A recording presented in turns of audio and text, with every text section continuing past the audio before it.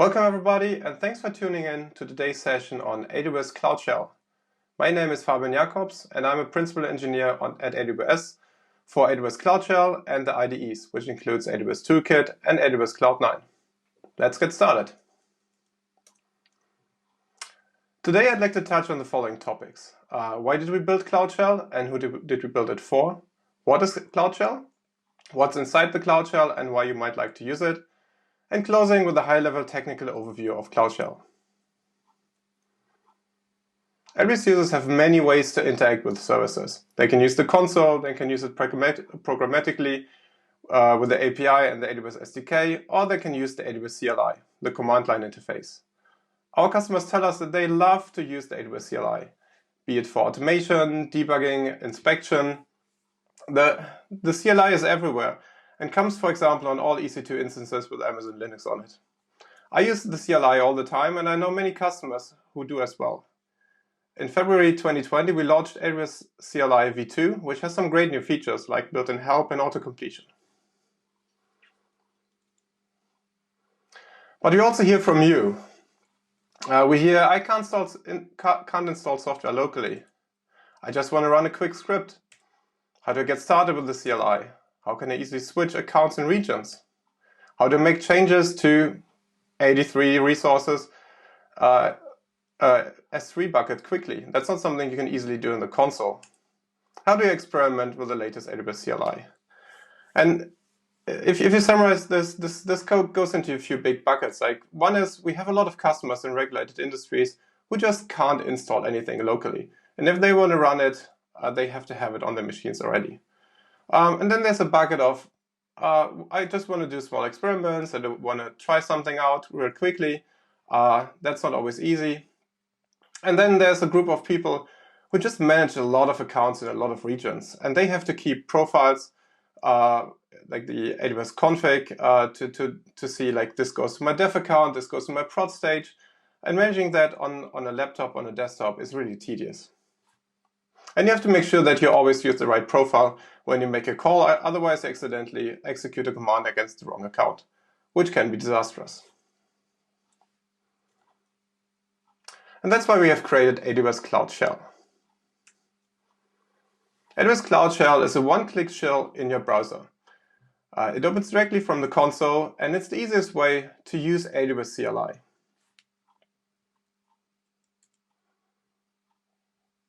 So what is AWS CloudShell? First of all, there's the CLI. CloudShell always has the latest version of the AWS CLI and other AWS tools. And the permissions are inherited from the console, so there's nothing to configure. It's great for experimentation and trying out things, like you can follow along in documentation or use it as like a scratch compute instance. You can also use this to explore. You can use it to explore new services. All of the common AWS client tools are installed, like the ECS CLI, Beanstalk, SAM CLI, and they always have the latest version. But exploration is not only for AWS. CloudShell is a general purpose Linux environment, so anything you can do in a Linux environment you can do on CloudShell. Changes to the operating system don't persist between sessions in CloudShell. So you don't need to worry about cleaning up if you accidentally break something.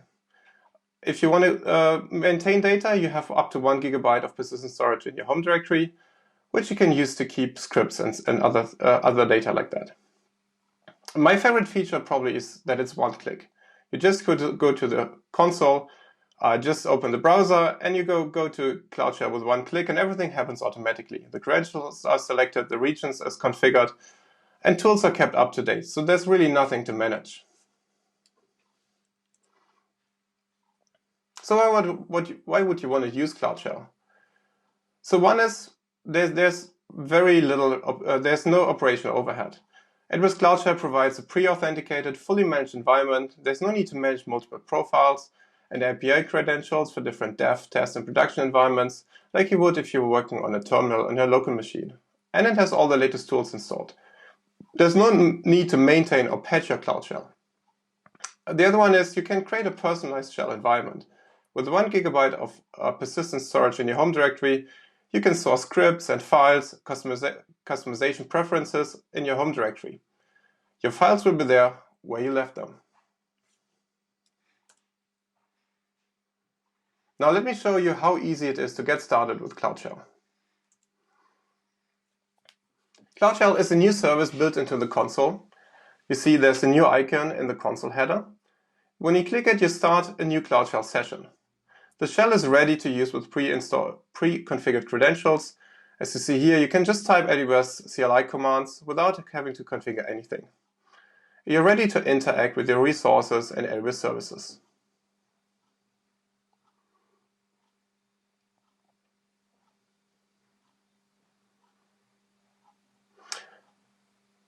CloudShell comes with AWS CLIs for different services, one of which is the CLI for the serverless application model, SAM. Here I'm creating a small Lambda application using SAM. You see that you can fully customize the shell. You can change the font size, you can arrange the panes, the shells in multiple panes. And in this case, I'm opening the README in a different window, so I can follow the README while executing the commands in the other window. I also changed the font size so the screen fits. CloudShell is a fully featured shell environment based on Amazon Linux 2. It includes several common tools such as Python, Node.js, Bash, PowerShell, Vim, and Git. And you see in this case, I create a fully functioning API gateway application using a Lambda handler.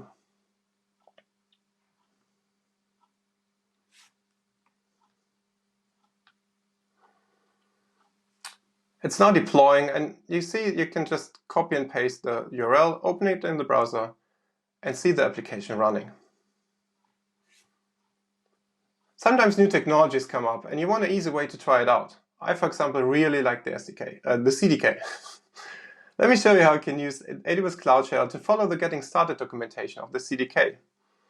Note that I skipped over the first step since CloudShell already has everything configured for me. As a safety mechanism, CloudShell asks for confirmation before executing pasted commands. This prevents you from accidentally executing commands you don't intend to run. Of course, you can turn it off, but we recommend to keep it on.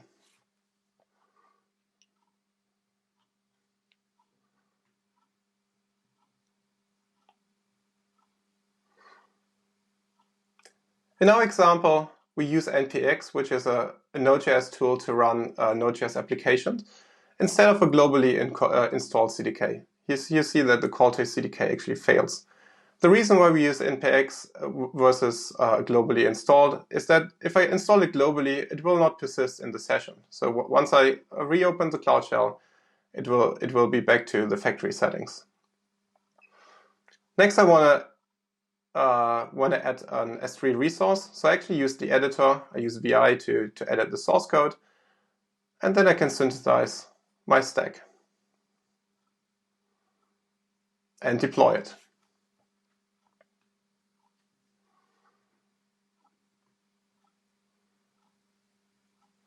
And see how easy it is to follow along with the Getting Started guide. I often see interesting examples like on Stack Overflow and blog posts or service documentations where I just want to try something out. And CloudShell is a great environment to do that. It's a sandbox environment. You still have to be careful what you run because it still has your credentials. But you don't, for example, if you run it on your desktop, you don't run the risk of like messing up files that are on your disk, or like using an SDK that's like overwriting two different versions of Node.js that would conflict. With CloudShell, you don't have these issues. So what's in the box? First of all, it's Amazon Linux 2. It's the same operating system that's, for example, used in the Lambda functions. And then there's a list of command line tools for AWS services, like the AWS CLI version 2, the one that has the built-in documentation and auto-completion. It has the SAM CLI, it has the CLI for Elastic Beanstalk and ECS, and then it has tools like Git, Vim, PowerShell, and Bash and Z Shell. And of course, it has runtimes like Node.js and Python.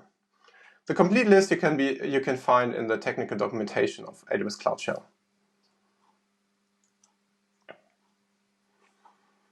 The CloudShell user has root privileges, so you can easily do sudo yum install additional packages and you get the software in your CloudShell. But as I mentioned previously, changes outside of home don't persist between sessions, but it's still a great way to install a tool for one-time usage.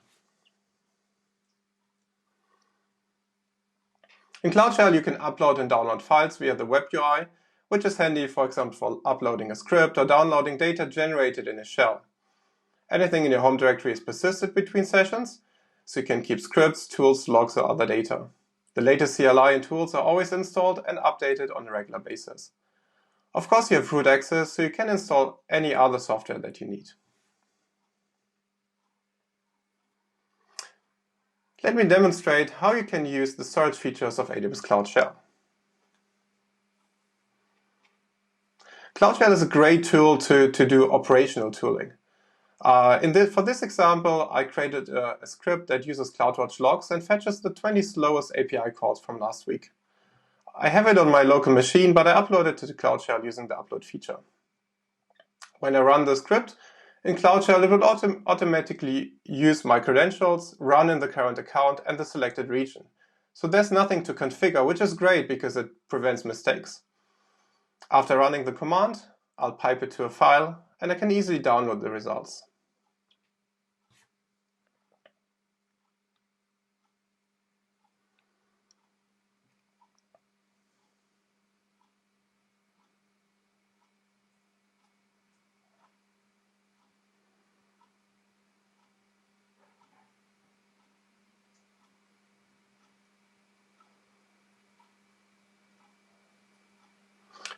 Sometimes you might want to use a tool that's not bundled. Of course, I can just install it using yum. And in this case, I want to have the Midnight Commander, which I really like. But we learned previously that changes outside of home are not persisted. And since I like Midnight Commander so much that I always want to have it, I solved this by installing it on startup. So I added to the bash RC and installed it during initialization of the CloudShell. Now I'm restarting the shell, and restarting the shell will actually create a fresh compute environment and restore the contents of your home folder into that fresh environment. So anything outside of home will be reset to factory settings again. It's important to remember that when you do that, when you added .bashrc, added the -y to yum install to make sure that it doesn't ask for confirmation, because otherwise you might end up in the situation where the CloudShell doesn't start and you have to reset it hard.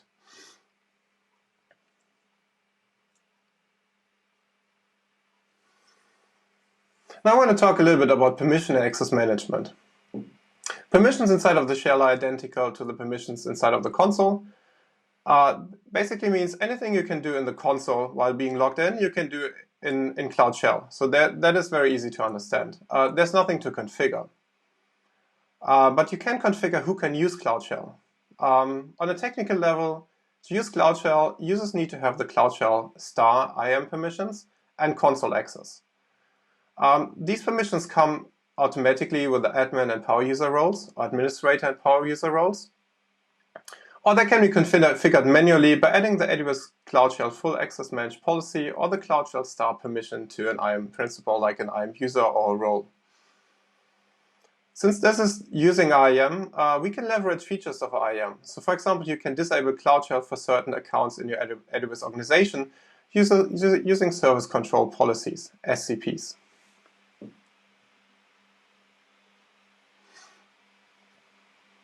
This is a high-level overview of how CloudShell works. First, customers log into the AWS Management Console and initiate a CloudShell session. This goes to the web UI, and the web UI makes an API call to our CloudShell service. The CloudShell service will then provision a new CloudShell compute environment that backs the CloudShell session. The compute environment, this is where your commands are executed. The compute is created on demand for each session. You can think of this like on a Lambda function, except in our case, the compute lives as long as the CloudShell session lives. The compute is in a service-owned VPC. It allows you to make outbound calls, outbound network calls, for example, to call AWS services or to download something from the internet. However, there's no inbound internet connectivity, so you cannot connect to your CloudShell from the internet. Once you have the compute, we use AWS Systems Manager Session Manager to create a bidirectional communication channel between the web UI running in the web browser and the compute environment. So whenever you type something in the web UI, we use the session manager WebSocket connection to communicate this to the compute backend, and then the compute will execute your commands.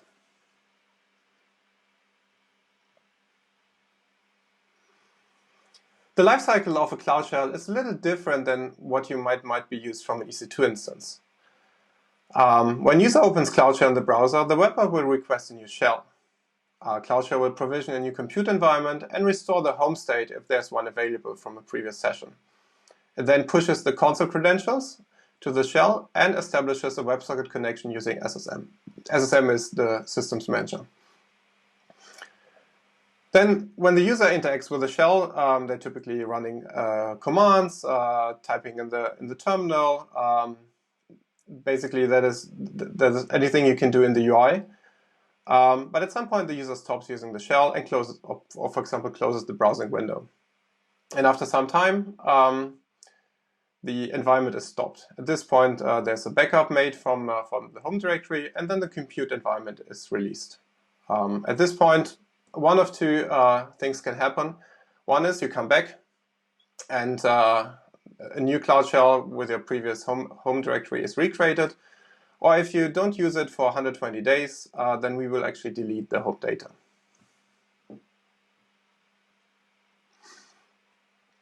Since this is a remote talk and I can't take questions from you directly, I've prepared a few that you might have asked. So how does CloudShell networking work? You've seen that the CloudShell compute environments run in an isolated VPC that's owned by the CloudShell service. And that makes sure that you can communicate with the internet, but it blocks traffic into your CloudShells. So it's safe for you you're able to communicate with AWS services, download tools, call APIs, but you cannot use it to host like a service, and that's for like security reasons. Okay, another question. How much storage do I get? How much persists? Shells typically have about 15 GB free disk space outside of the home directory, and this is what you can use, for example, to yum install tools, to use as a scratchpad or temporary folder. You can use all of this free space anywhere you like.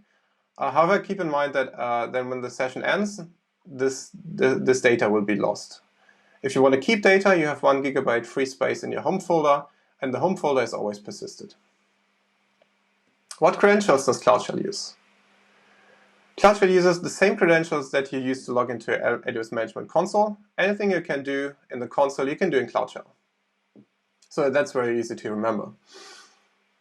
And if you want to get files on your CloudShell, you've seen that in the video, we have an upload and download feature, so you can download files from your CloudShell. For example, if you generated data or downloaded data from within a CloudShell, or you can upload files if you want to upload tools, for example, or a script that you want to run on your CloudShell.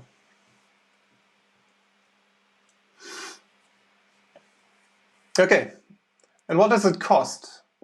CloudShell itself is free of charge, but do keep in mind that normal data transfer rates apply. So if you, this is the same as on an EC2 machine, if you communicate over the network, those traffic is charged, but the usage of CloudShell itself is free. Can I control the colors and fonts? Yes, you can. We have two themes right now. We have a light theme and a dark theme, whatever suits you best. And we have a choice of 5 different font sizes. And then the last question, how many sessions can I have open? That's a little bit difficult, so I tried to explain it as precisely as possible. CloudShell is a regional service. That means anything used in a region will stay in the same region, and it will create a new compute environment for each region that CloudShell supports. So right now, CloudShell supports 5 regions. That means you can have, in theory, 5 compute environments in one region each. And CloudShell also supports 5 active sessions to each compute environment. That means in each region you can have up to 5 sessions concurrently to each CloudShell environment.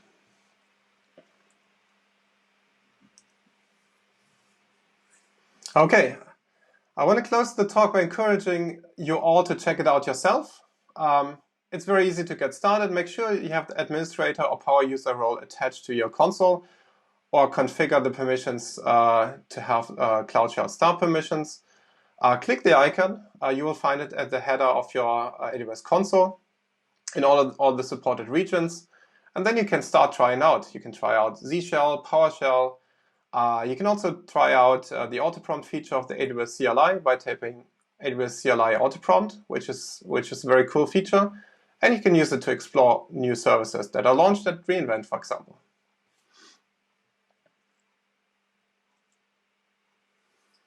And that sums it up. Thank you very much for listening, and I hope you'll enjoy using AWS CloudShell.